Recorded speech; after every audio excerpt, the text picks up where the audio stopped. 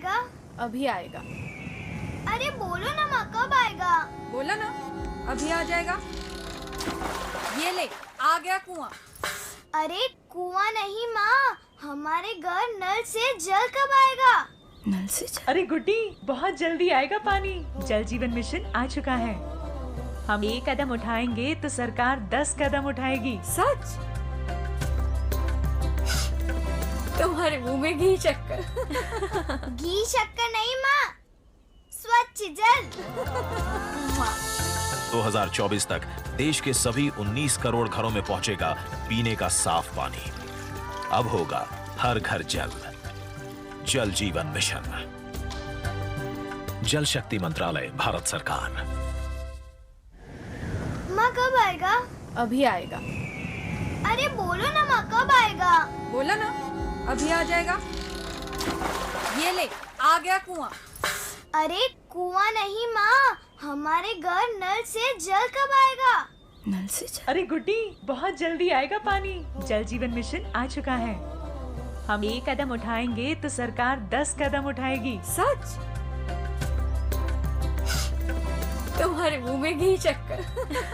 घी शक्कर नहीं माँ, स्वच्छ जल।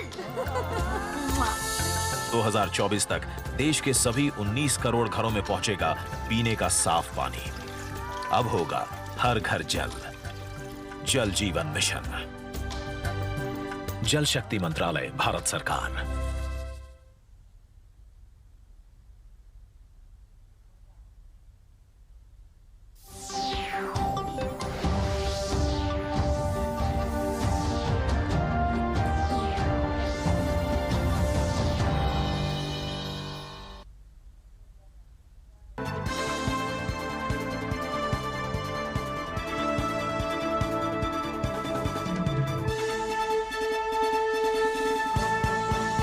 नमस्कार, 7 बजे के समाचारों में आपका स्वागत है। मैं हूं अलका सिंह। समाचारों में सबसे पहले हेडलाइंस।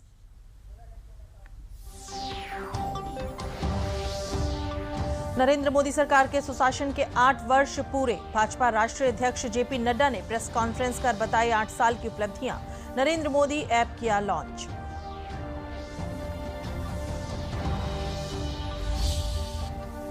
प्रधानमंत्री नरेंद्र मोदी ने आज कोरोना महामारी में अपने माता पिता को खो देने वाले बच्चों की व्यापक देखभाल और सुरक्षा सुनिश्चित करने के लिए पीएम केयर्स फॉर चिल्ड्रन के तहत बच्चों को दी कई सौगातें।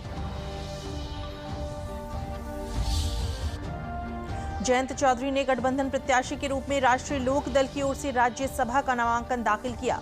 समाजवादी पार्टी के राष्ट्रीय अध्यक्ष अखिलेश यादव भी नामांकन के दौरान रहे मौजूद।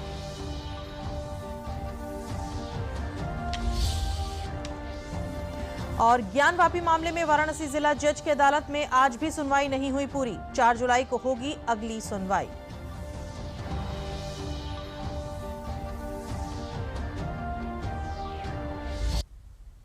समाचार अब विस्तार से।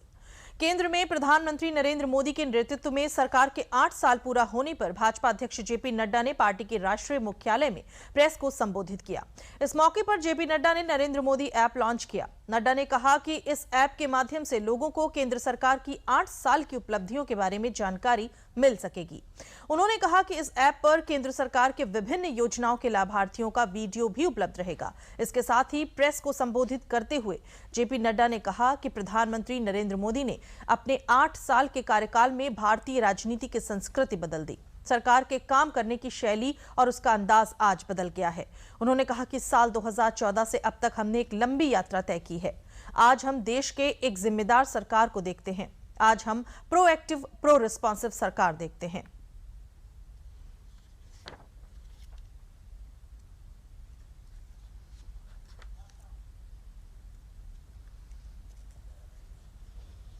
मैं जब अब कम समय में 8 साल की गाथा तो बताना बड़ा मुश्किल है और किसी के लिए भी इसको कहना बहुत मुश्किल है, लेकिन हम अगर पहली बात कहेंगे तो मैं मानता हूं कि आदरणीय प्रधानमंत्री जी ने भारत की राजनीति की संस्कृति बदल दी है।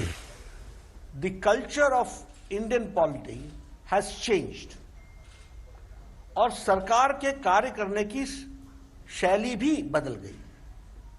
पॉलिसी पैरालिसिस से चलते हुए हमने एक लंबी यात्रा 2014 से लेकर के हमने एक लंबी यात्रा की है। Today we see a responsible government. JP Nadda ने कहा कि पीएम मोदी ने जातिवाद, परिवारवाद, तुष्टीकरण की राजनीति और भ्रष्टाचार को धत्ता बताते हुए विकास की अविरल यात्रा तय की है। अगर हम संस्कृति की बात करें तो जातिवाद, वंशवाद, परिवारवाद, तुष्टीकरण की राजनीति, ये सब चीजें, भ्रष्टाचार, अनाचार, इन सब को चैलेंज करते हुए और जिसको हम कहते हैं धत्ता दिखाते हुए, इसको कन्फ्रंटिंग फ्रॉम द फ्रंट, आगे से लड़ाई लड़ने की मानसिकता के साथ प्रधानमंत्री मोदी जी ने 8 साल में काम किया है। प्रधानमंत्री नरेंद्र मोदी ने आज पीएम केयर्स फॉर चिल्ड्रन योजना के तहत बच्चों को कई सौगातें दी। प्रधानमंत्री नरेंद्र मोदी ने वीडियो कॉन्फ्रेंसिंग के जरिए पीएम केयर्स फॉर चिल्ड्रन योजना के तहत दी जाने वाली सुविधाओं को जारी किया है। प्रधानमंत्री ने स्कूल जाने वाले बच्चों को छात्रवृत्ति हस्तांतरित की। साथ ही कार्यक्रम के दौरान बच्चों को पीएम केयर्स फॉर चिल्ड्रन की पासबुक और आयुष्मान भारत प्रधानमंत्री जन आरोग्य योजना के तहत स्वास्थ्य कार्ड भी सौंपा गया। प्रधानमंत्री ने कार्यक्रम को संबोधित करते हुए पीएम केयर्स फॉर चिल्ड्रन योजना को कोरोना प्रभावित बच्चों की मुश्किलें कम करने का एक प्रयास बताया। पीएम ने कहा कि ये योजना इस बात का भी प्रतिबिंब है कि हर देशवासी पूरी संवेदनशीलता के साथ आपके साथ है।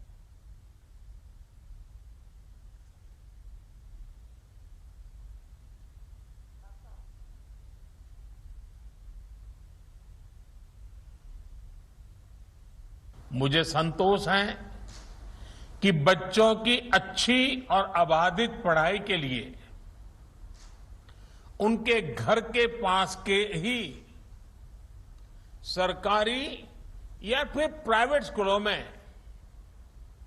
उनका एडमिशन कराया जा चुका है। पीएम केयर्स के जरिए ऐसे बच्चों की कॉपी, किताबों और यूनिफॉर्म्स के खर्चों को भी उठाया जाएगा। अगर किसी को प्रोफेशनल कोर्स के लिए, हायर एजुकेशन के लिए एजुकेशन लोन चाहिए होगा तो पीएम केयर्स उसमें भी मदद करेगा। रोजमर्रा की दूसरी जरूरतों के लिए अन्य योजनाओं के माध्यम से उनके लिए 4,000 रुपये हर महीने की व्यवस्था भी की गई है। प्रधानमंत्री ने कहा कि इस फंड ने कोरोना काल के दौरान अस्पताल तैयार करने में, वेंटिलेटर्स खरीदने में, ऑक्सीजन प्लांट लगाने में भी काफी मदद की। इसी वजह से कितने ही लोगों की जान बचाई जा सकी।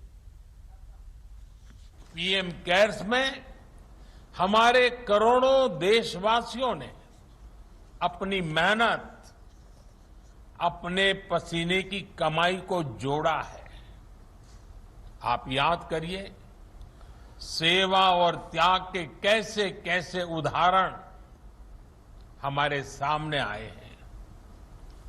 किसी ने अपने पूरे जीवन की कमाई दान कर दी, तो किसी ने अपने सपनों के लिए जोड़ी गई पूंजी इसमें लगा दी।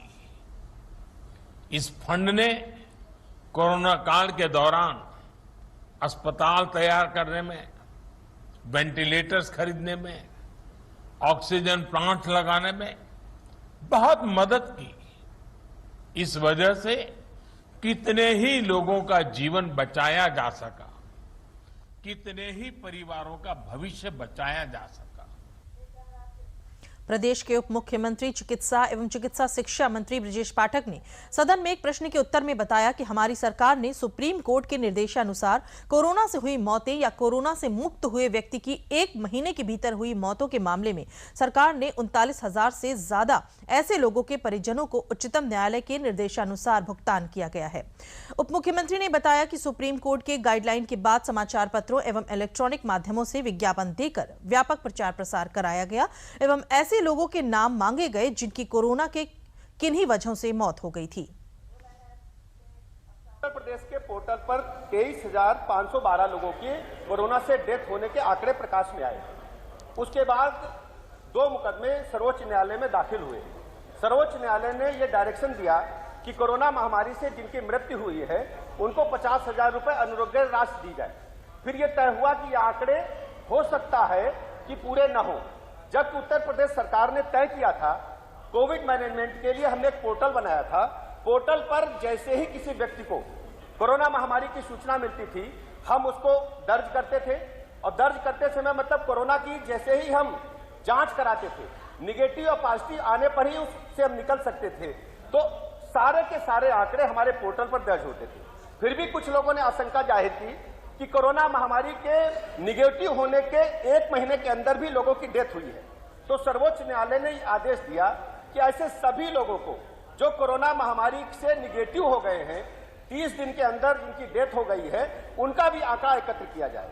तो उत्तर प्रदेश सरकार ने इलेक्ट्रॉनिक और प्रिंट मीडिया में विज्ञापन प्रकाशित कराए कि जिन सभी लोगों की परिजनों को अपील की जिनकी मृत्यु कोरोना महामारी से या कोरोना महामारी से 30 दिन के अंदर हुई है या केवल शंका है कि कोरोना से डेथ हुई है, कृपया हमें दरखास्त दें, उनको हम अनुदान राशि जो माननीय सर्वोच्च न्यायालय ने दिया है हम उपलब्ध कराएंगे। विज्ञापन प्रकाशित होने के बाद 41,871 टोटल दरखास्तें आई।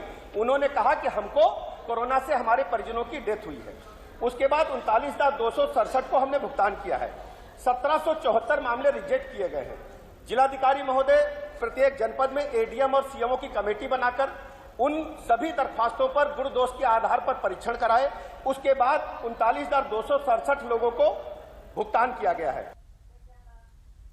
आज नेता प्रतिपक्ष अखिलेश यादव ने विधानसभा में योगी सरकार पर सवाल उठाए। इस दौरान उन्होंने अपनी सरकार और मौजूदा सरकार के दौरान किए गए विकास कार्यों की तुलना की।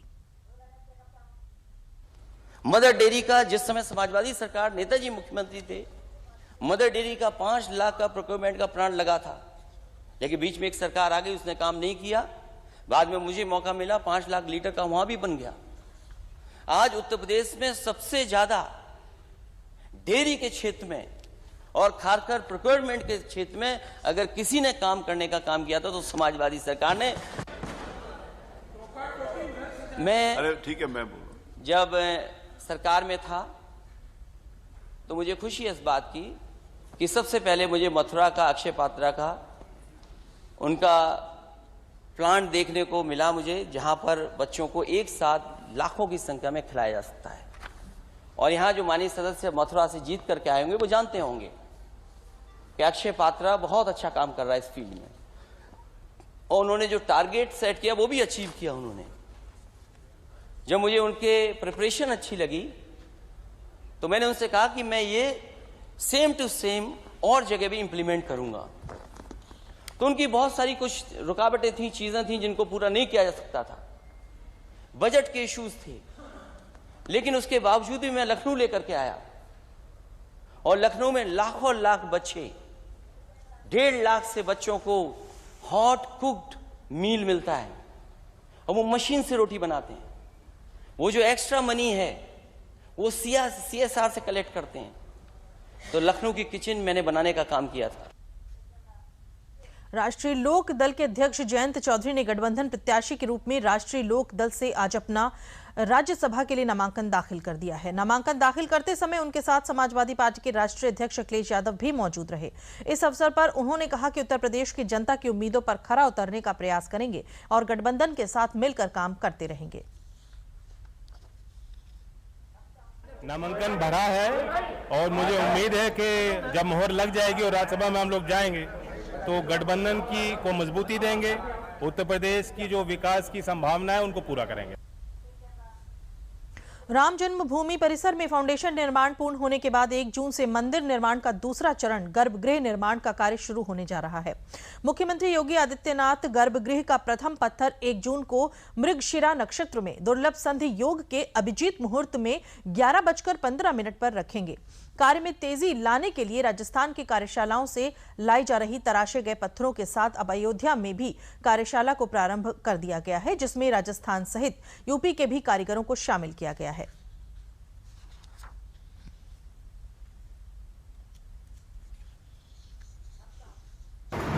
श्री राम जन्मभूमि मंदिर के निर्माण का दूसरा चरण 1 जून 2022 से प्रारंभ होगा।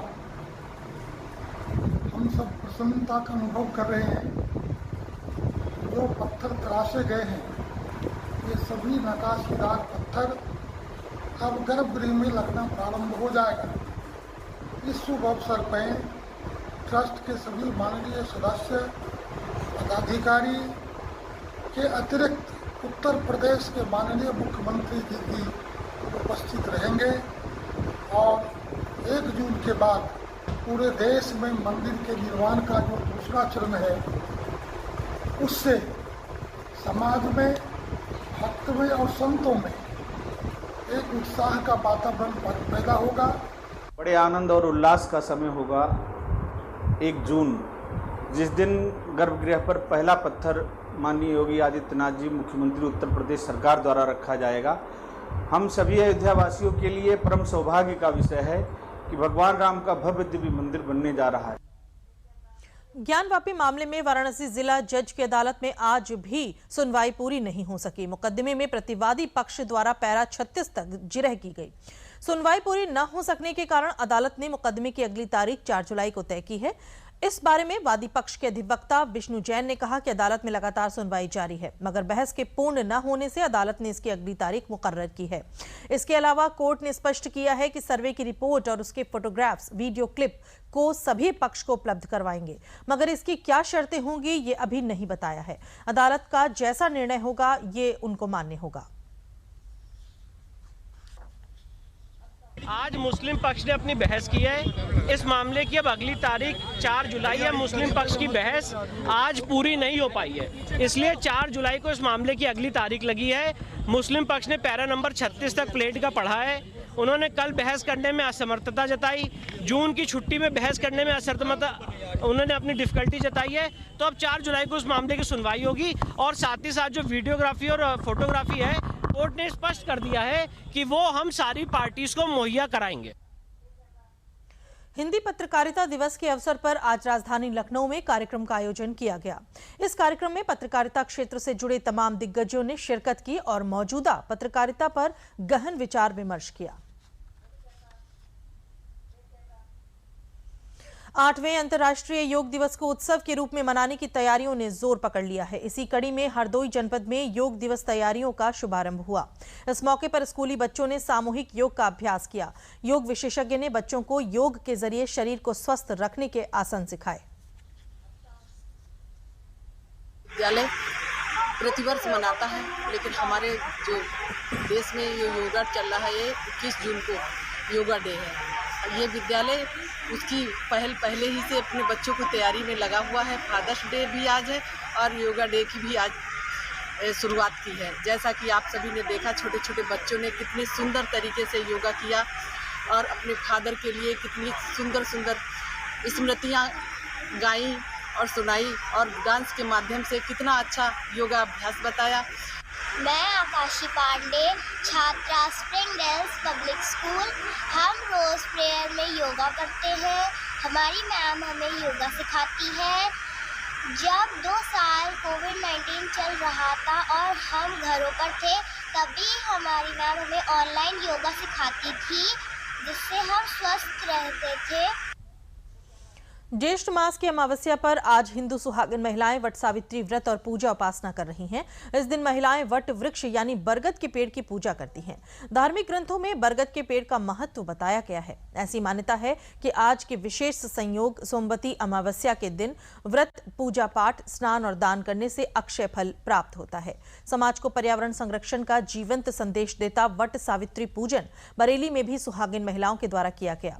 व्रत रखने वाली दीपाली, रितु, सुनीता और शशि शर्मा ने बताया कि उन्होंने भी अपने पति की दीर्घायु के लिए व्रत रखा है और वटवृक्ष भगवान से सभी सुहागिन स्त्रियों के अचल सुहाग के लिए प्रार्थना की है। जी, मेरा नाम दीपाली। अंत में प्रमुख समाचार एक बार फिर। सावित्री की पूजा करने आई हूँ।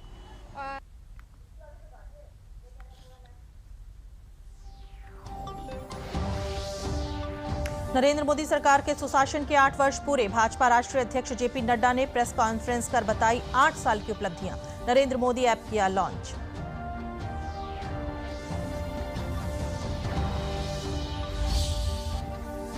प्रधानमंत्री नरेंद्र मोदी ने आज कोरोना महामारी में अपने माता पिता को खो देने वाले बच्चों की व्यापक देखभाल और सुरक्षा सुनिश्चित करने के लिए पीएम केयर्स फॉर चिल्ड्रन के तहत बच्चों को दी कई सौगातें।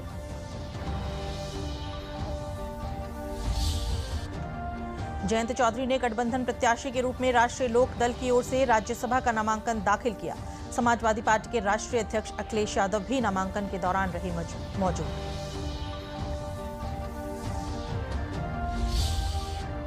और ज्ञानवापी मामले में वाराणसी जिला जज की अदालत में आज भी सुनवाई नहीं हुई पूरी। 4 जुलाई को होगी अगली सुनवाई।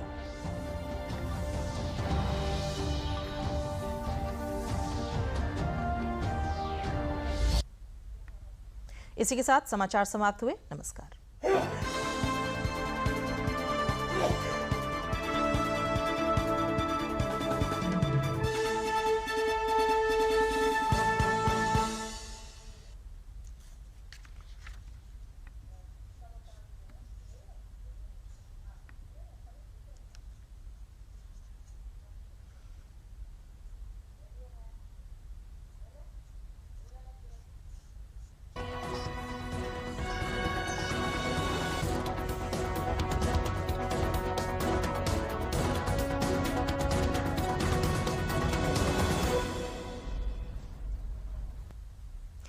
और अब पेश है विधानमंडल में आज की कार्यवाही की समीक्षा। पहले समीक्षा विधानसभा से। विधानसभा की कार्यवाही 11 बजे शुरू हुई तो सपा के सदस्य रविदास मेहरोत्रा ने सरकार के डिप्टी सीएम व स्वास्थ्य मंत्री ब्रजेश पाठक से जानना चाहा कि प्रदेश में कोरोना संक्रमण काल में कितने व्यक्तियों की मृत्यु हुई है। क्या सरकार उक्त का विवरण सदन के पटल पर रखेगी? इस पर जवाब देते हुए डिप्टी सीएम ब्रजेश पाठक ने कहा कि लॉकडाउन लगाने की जिम्मेदारी राज्य सरकार की नहीं होती है, ये जिम्मेदारी केंद्र सरकार की होती है। कोविड के दौरान सरकार ने एक पोर्टल खोला था जिस पर लोगों ने अपने स्वास्थ्य के संबंध में जानकारी साझा की थी। उसके अनुसार प्रदेश में कोरोना से 23,512 लोगों की मृत्यु हुई है। इस पर सपा सदस्य ने अनुपूरक सवाल करते हुए सरकार से जानना चाहा कि इस दौरान कितने मंत्री और विधायक की मृत्यु हुई है, इसका भी आंकड़ा सरकार सदन में रखे। इस पर डिप्टी सीएम ब्रजेश पाठक ने कहा कि यह प्रश्न मूल प्रश्न में नहीं था, इसलिए इसका उत्तर बाद में सदस्य को दे दिया जाएगा। सरकार के इस जवाब से असंतुष्ट होकर रविदास मेहरोत्रा ने अकेले ही सदन का वॉकआउट किया। चिकित्सा एवं स्वास्थ्य मंत्री ब्रजेश पाठक ने विधानसभा में प्रश्नकाल के दौरान कहा कि प्रदेश के मेडिकल कॉलेजों में डॉक्टरों और अन्य कर्मचारियों अधिकारियों के खाली पदों पर जल्द भर्तियां की जाएंगी। साथ ही उन्होंने कहा कि पूर्ववर्ती सरकारों में गलत ढंग से मान्यता हासिल करने वाले नर्सिंग ट्रेनिंग कॉलेजों की मान्यता रद्द की जाएगी। प्रश्नकाल के दौरान सपा के मनोज पारस ने जानना चाहा कि कोरोना काल में संक्रमण से अस्पतालों और अस्पतालों के बाहर कितने लोगों की मृत्यु हुई, इसकी संख्या पटल पर रखेंगे। इस पर डिप्टी सीएम ब्रजेश पाठक ने कहा कि कोरोना के दौरान बनाए गए पोर्टल पर मिली जानकारी के मुताबिक प्रदेश में 23,512 मौतें हुई। बाद में सुप्रीम कोर्ट के आदेश पर ऐसे लोगों से आवेदन लिए गए जिनकी कोरोना से नेगेटिव होने के 30 दिन के अंदर मौत हुई थी। ऐसे सरकार को करीब 48,171 आवेदन मिले थे। इनकी जिलों में एडीएम व अन्य अधिकारियों की कमेटी द्वारा जांच कराई गई। बाद में 39,267 लोगों के आवेदन स्वीकार कर मुआवजे का भुगतान किया गया और जांच के बाद 1,774 आवेदनों को निरस्त किया गया। उन्होंने कहा कि सरकार ने कोई आंकड़ा नहीं छिपाया। सरकार के जवाब से असंतुष्ट होकर समाजवादी पार्टी के सदस्यों ने सदन से वॉकआउट किया। सोमवार को विधानसभा में बजट पर चर्चा जारी रही। सपा की पल्लवी पटेल ने बजट को लेकर कहा कि ये बजट देखने में लोक लुभावना जरूर है, लेकिन धरातल पर होता कुछ दिखाई नहीं पड़ रहा है। साथ ही सरकार ने बजट में अन्य धर्मों के लिए कोई प्रावधान नहीं किया है। बजट पर चर्चा के दौरान नेता प्रतिपक्ष अखिलेश यादव ने खेती किसानी, शिक्षा और स्वास्थ्य जैसे मुद्दों पर सरकार को घेरने की कोशिश की। अखिलेश यादव ने इस दौरान एक स्कूल का किस्सा भी सुनाया जब उन्हें एक बच्चे ने राहुल गांधी बता डाला। अखिलेश यादव ने कहा कि शिक्षा सूचकांक में यूपी सबसे नीचे राज्यों में चौथे स्थान पर है। हमारा यूपी 25 करोड़ की आबादी वाला राज्य है। जिस यूपी ने इतने प्रधानमंत्री दिए हों, लगातार पीएम यूपी की वजह से बन रहे हों, उस सरकार में शिक्षा का ये स्तर बड़े चिंता की बात है। सदन में सोमवार को विधानसभा के पूर्व सदस्य जयपाल सिंह, ब्रजेंद्र सिंह, रामलखन यादव और समीउल्लाह खान के निधन पर शोक संवेदना व्यक्त की गई और 2 मिनट का मौन रखकर उनके प्रति श्रद्धांजलि भी अर्पित की गई। इसके साथ ही सदन में 2 सदस्यों को उनके जन्मदिन पर बधाई दी गई। सदन में बजट पर चर्चा मंगलवार को भी जारी रहेगी। और अब समाचार विधान परिषद से। सदन में प्रश्न प्रहर सामान्य रूप से चला। सदस्यों को उनके सवालों के जवाब मिले।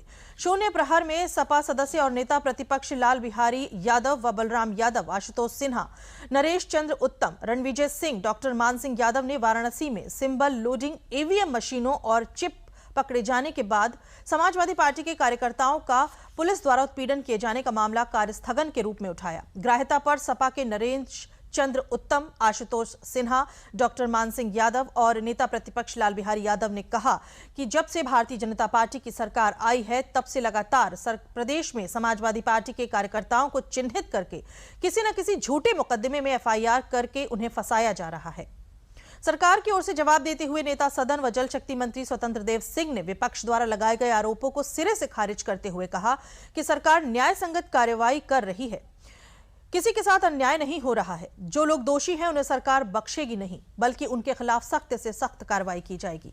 सरकार के उत्तर से असंतुष्ट समाजवादी पार्टी के सभी सदस्यों ने सदन से वॉकआउट किया।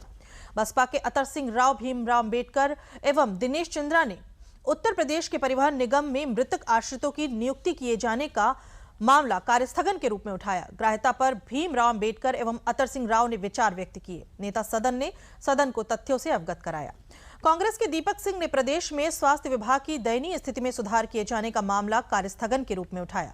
नेता सदन स्वतंत्र देव सिंह ने जवाब देते हुए कहा कि पहले दिमागी बुखार के लिए कहीं कोई इलाज नहीं था, मरीजों को गोरखपुर से पुणे भेजा जाता था, अब इसके इलाज की व्यवस्था है। सरकार ने 5000 नए स्वास्थ्य केंद्र खोले हैं।